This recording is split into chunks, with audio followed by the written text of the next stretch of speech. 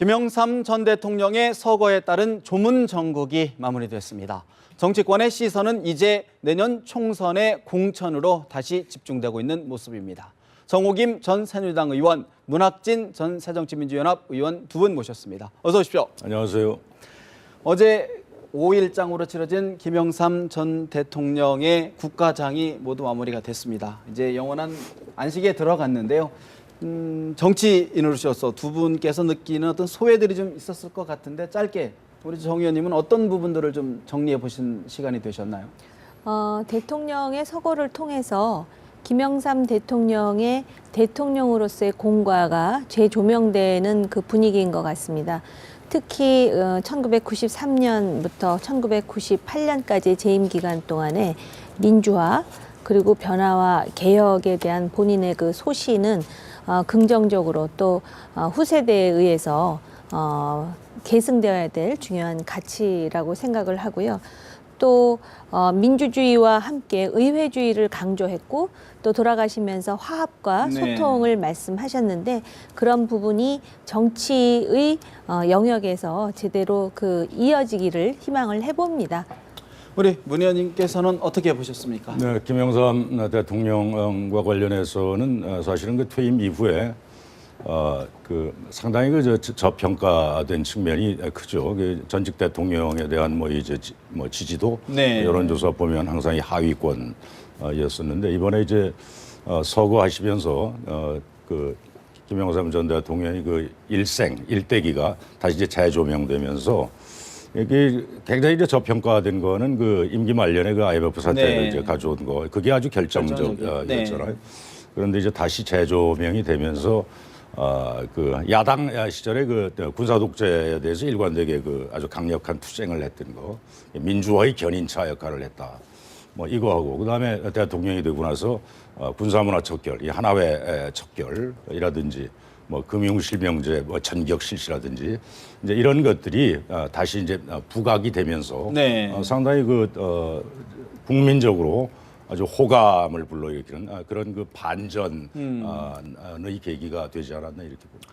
사실 김영삼 전 대통령 좀 이른바 죽어서 다시 살아나는 대통령 아닌가라는 말이 나올 정도로 재평가가 좀 다시 활발하게 이루어지고 있는데요. 사실 오늘 여론조사 결과를 좀 봤더니 좀 준비가 됐으면 좀 화면을 좀 볼까요?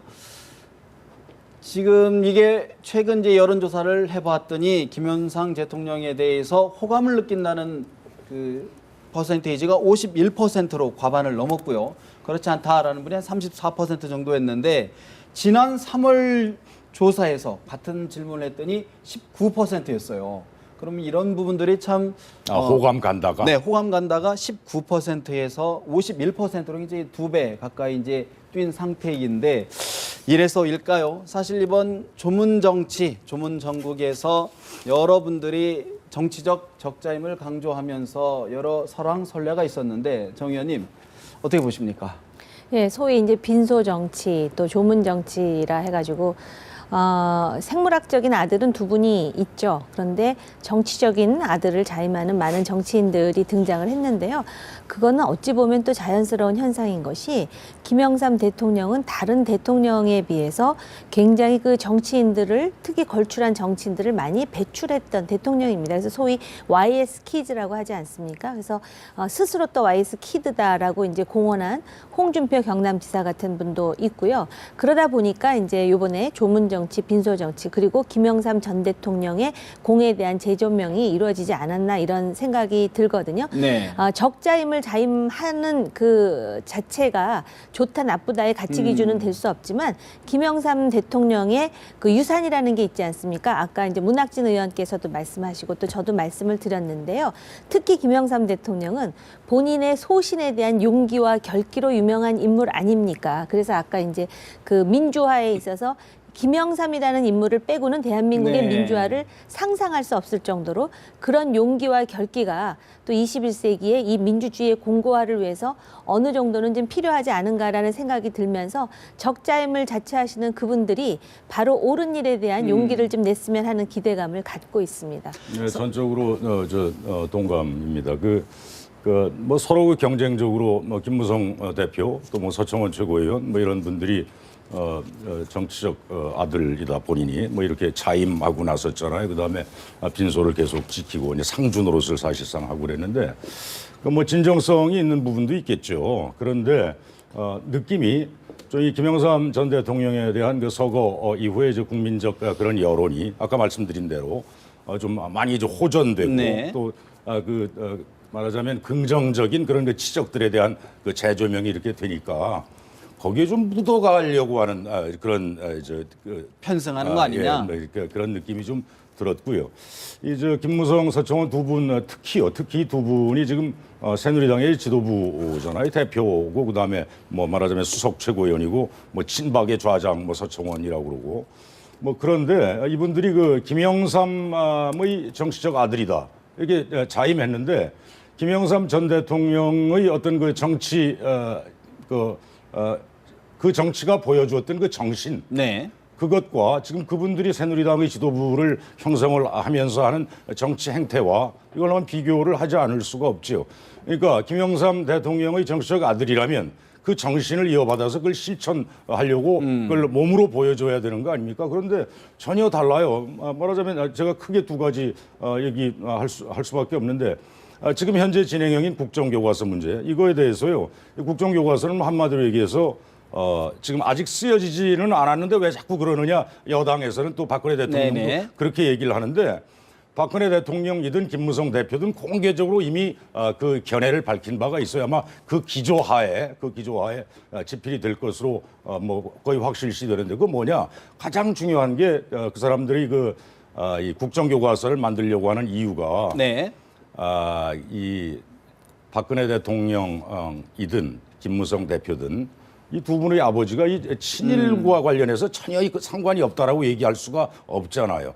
그러면 이게 지금 우리 국가의 역사를 쓰는 우리의 역사를 네. 서술을 하는데 자기 가족사 쓰는 거 아니지 않습니까? 네. 그 바탕에 친일과 그다음에 과거 군사 독재와 이걸 미화하겠다는 그 의도가 깔려 있는 거예요. 근데 김영삼 정신은 뭐죠? 김영삼 정신은 총독부 폭파하지 않았어요. 중앙청이 대통령 하면서. 물론 그 찬반 철거. 양론이 있긴 했지만 일제 유산을 청산하겠다는 확실한 그 의지를 행동으로 보였던 거죠.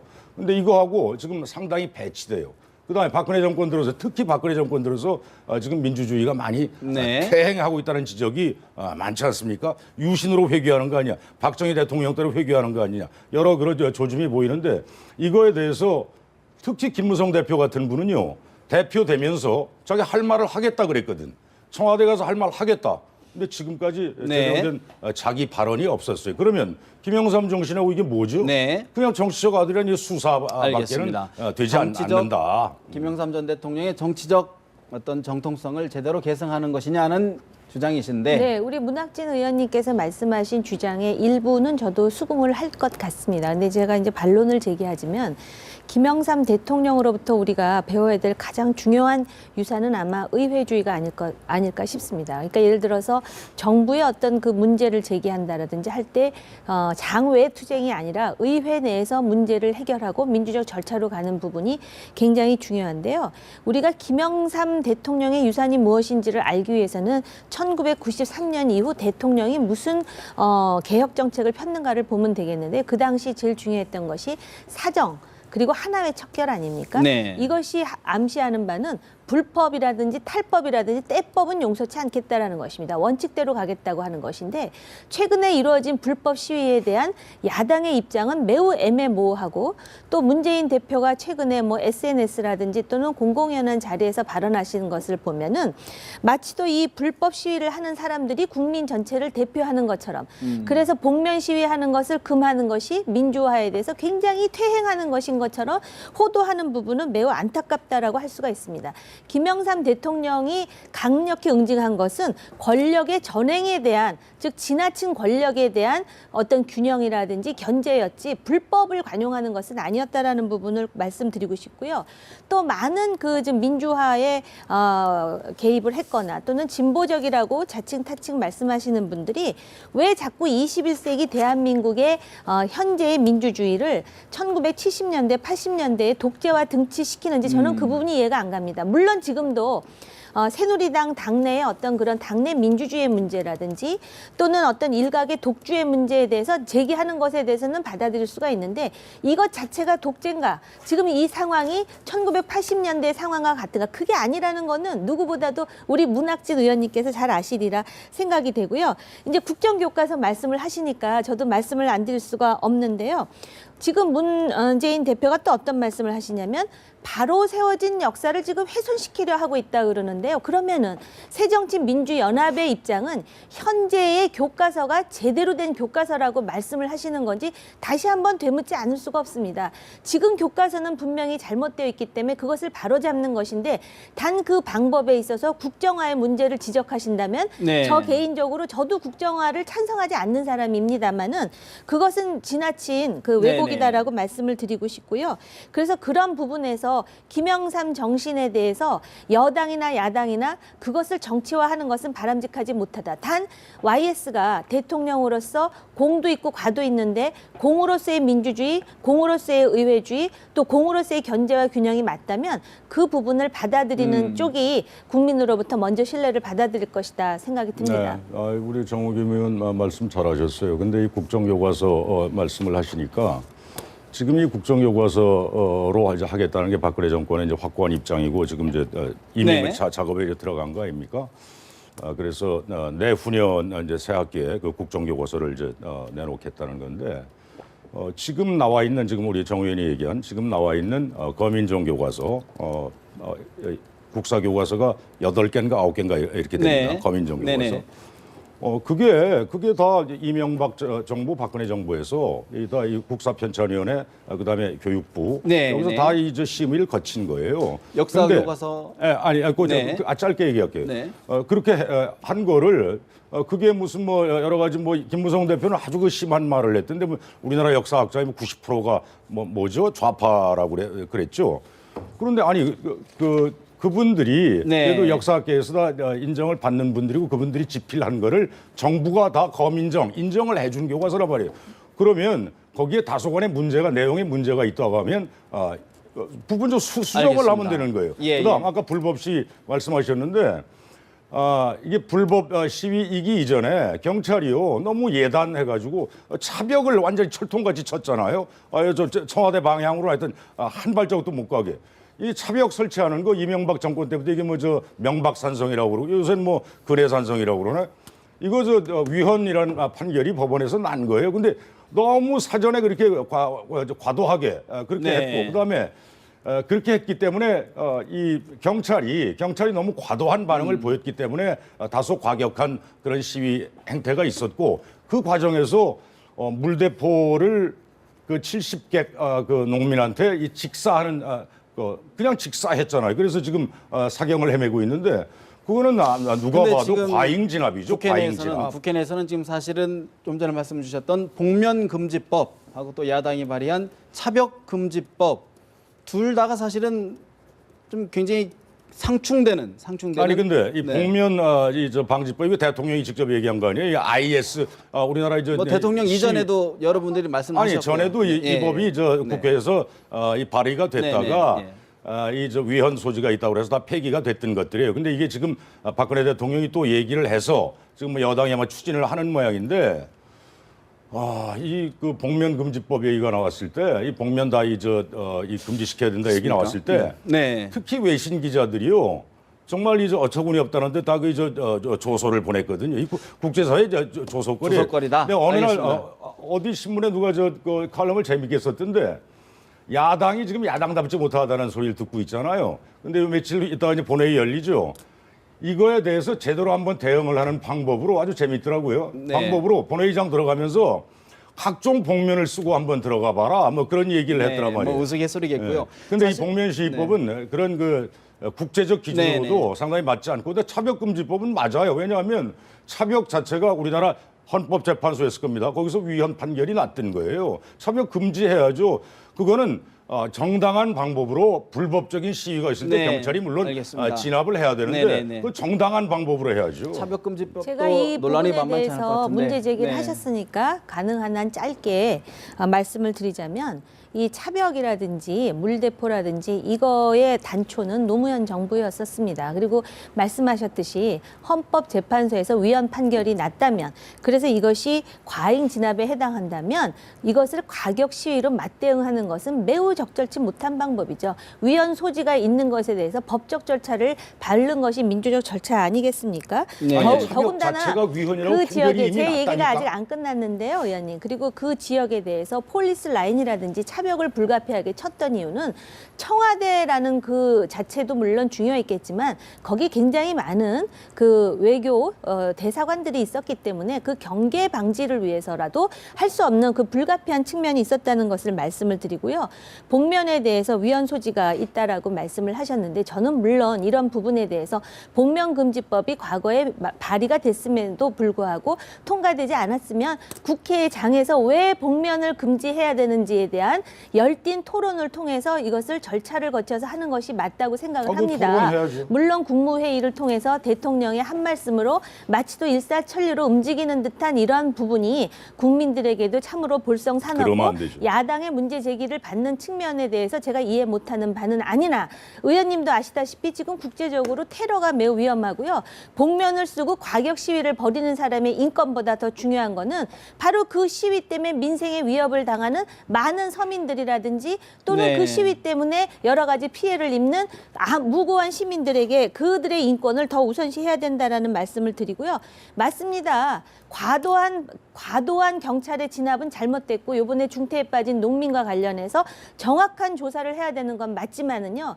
적어도 대한민국에서 어떤 문제를 제기할 때는 공권력이 살아있는, 그래야 이게 선진화된 민주주의지, 공권력이 살아있지 않고 극단적인 시위를 하는데 그게 다 이유가 있다는 이유로 야당 정치인들이 그거를 옹호하는 듯한 네. 발언을 하는 것은 적절치 알겠습니다. 않다고 공권력 살아야 생각합니다. 됩니다. 알겠습니다. 근데 정당한 공권력의 집행이어야 한다. 알겠습니다. 사실 저희가 지금 YS 김영삼 정신을 어떻게 계승하느냐를 가지고 좀 논의를 했는데 결국은 또 이렇게 부딪히는 모습 저희들이 봤는데 사실 여당뿐만 아니라 야당 내에서도 김영삼 정신을 어떻게 계승하느냐를 놓고도 좀 여러 가지 의견차가 있지 않습니까? 특히 손학규 전 대표 같은 경우에 역시 상주를 자처하면서 이제 계속 빈소를 지켰는데 여러 가지 해석이 나오는 것 같아요. 어떻게 보십니까?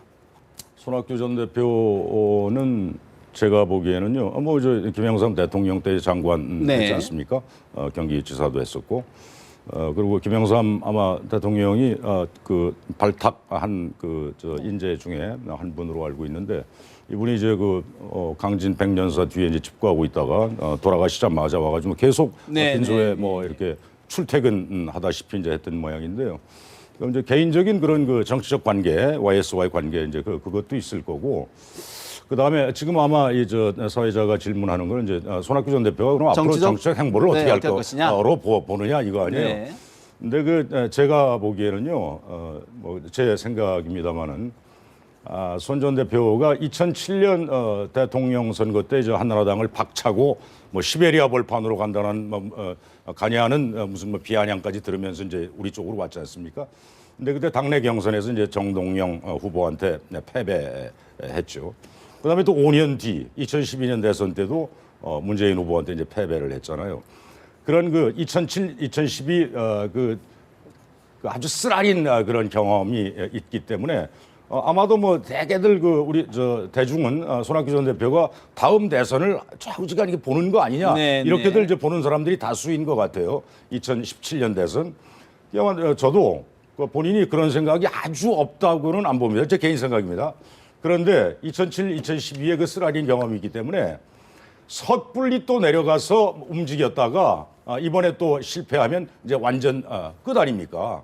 그렇기 때문에 저는 이런 것 같아요. 지금 그 줄을 서서 네. 이 사람 저 사람이 우리 진영에서 찾아가서 정말 우리 당신밖에 없어. 당신이 좀 리드해 주시오, 이끌어 주시오, 지도자 돼 주시오. 추대를 하는 이렇게 뭐 삼고초려가 아니라 한 100고초려 할 때까지 있다가 정말 마지못해 내려오는 듯한 이런 모습으로 복귀하지 않을까? 오지 않을까? 뭐 제 개인적인 생각입니다. 사실 손학규 전 대표의 복귀 문제가 계속 언급되는 건 그만큼 야당의 리더십이 확실히 좀 정립되지 않다라는 방증인 것 같던데. 바로 그렇습니다. 그래서 사실은 그 2012년에 그 당시에 한나라당의 모습을 보면 당시 홍준표 대표 체제였는데 굉장히 세게 흔들리죠. 그러면서 당이 위기 상황에서 이제 비대위 체제가 꾸려지면서 굳이 당대표를 하려고 하지 않았던 박근혜 비대위원장을 등단을 시키거든요. 그래서 여러 가지 이제 개혁과 쇄신을 위한 몸부림을 쳐면서 결국은 그 총선과 대선에서 저희가 승리를 했죠. 또 그 승리의 원인 뒤에는 그만큼 야당이 제대로 대처하지 못한 측면도 있는데 지금 문 의원님 말씀하셨듯이 손학규 전 대표의 경우는 그런 시나리오에서 본인이 등장을 해야 이게 이제 얘기가 되는데 아직까지도 문재인 대표의 힘이라고 하는 것이 상당히 야당 대표로서 관전자인 우리들이 보기에도 참 여러 가지 그런 그 상황들이 비춰지지만 그렇다 그래서 지금 완전히 흔들리는 체제가 아니고 또 문안박의 얘기가 나오면서 이 문안박의 미래 운명이 어떻게 될지도 모르는 상황이고 네. 안철수 의원은 여전히 이제 결정을 못하고 간을 보는 차원인 것 같고요. 그래서 다시 강진회에 가서 청산별곡을 부르리겠다라고 하는 것은 시간을 보겠다. 다시 내려가서. 그러나 내려가겠다라고 하는 것은 완전히 칩거해서 거기서 끝내겠다는 뜻이 아닌 것은 분명한 것 같습니다. 정치인이기 내려가겠다는 때문에. 것은 결국은 올라오겠다는 의미다라는 아니 말씀이신데. 그러니까 제가 전에 어느 방송에서도 말씀을 드렸는데 네. 그 손 대표 얘기가 나왔길래 진짜 그 말씀 그대로 정계 은퇴를 정치에 손을 털었으면 그 분당 살았잖아요. 분당서 그냥 그 동네 산 다니고 공원 다니고 그냥 그러고 친구들 만나서 막걸리 한잔하고 하면 되지 뭐 하려고 토담집 가 있겠어요. 저는 그런 그렇게 의미. 보는 거죠. 또 뭐 어떤 분들은 왜 호남으로 가시냐는 말도 하시던데 사실 이제 우리 정 의원님께서 말씀하신 것 지금 문안박 문 대표께서 이른바 이제 삼두 지도 체제를 이제 제안을 했는데 이를 놓고도 당내의 안팎의 분란이 좀 많은 것 같아요. 특히 안에서 주류 비주류 간에도 이제 성명전이 좀 벌어지고 있는데 어떻게 봐야 될까요? 뭐 문재인 대표가 이제 고심 끝에 그런 카드를 이제 꺼냈다고 봅니다. 근데 저는 뭐 일관되게 어떤 생각이고 어떤 주장이냐면 이게 총선이 지금 이제 한 4개월밖에 안 남았잖아요. 12월 15일부터 아마 예비 후보 등록이 이제 들어가게 되는데 정말 임박한데 난 한시 바삐 거당적 총선 체제로 내가 들어가야 한다. 그 얘기는 뭐냐? 당내에서 하여튼 역량 있는 분들이 말하자면 당을 대표할 만한 분들이 무슨 문안박 여기에는 한정하지 말고 네.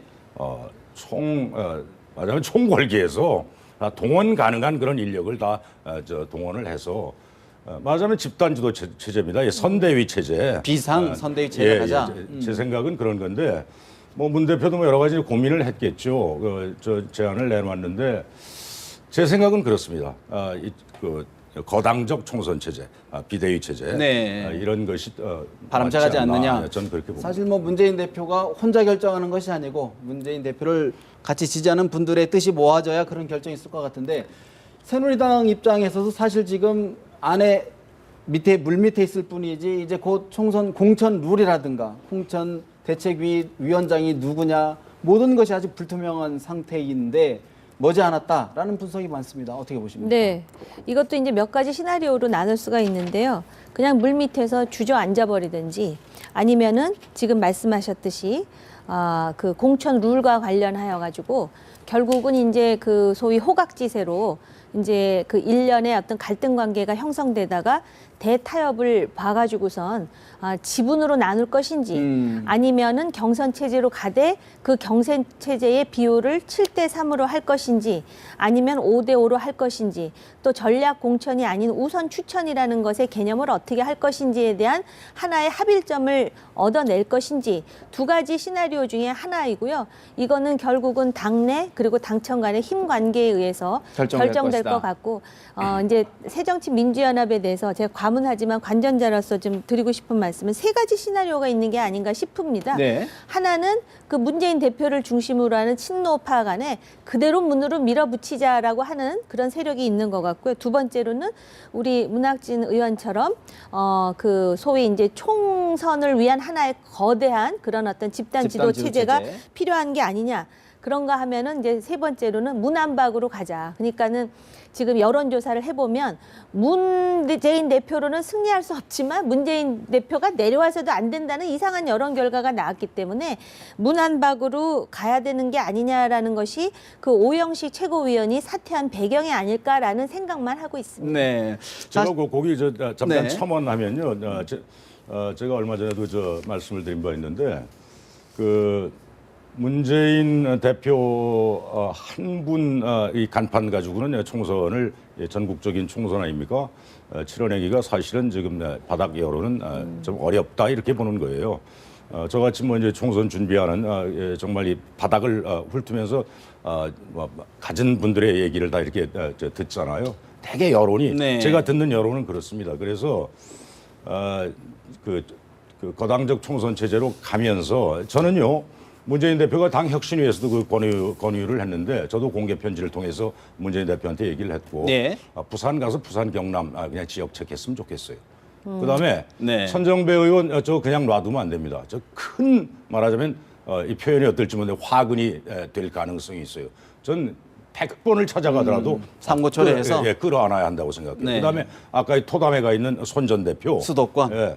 내려와라. 그것도 뭐 100번을 찾아가든 해서 수도권 맡기고 알겠습니다. 이런 식으로 해서 저는 가는 게 총선을 근데 그게 정답 제대로 맞는데? 준비하는 방법 네. 아닌가 이런 생각. 정답은 정답인데 현실적으로 잘 안 될 것 같네요.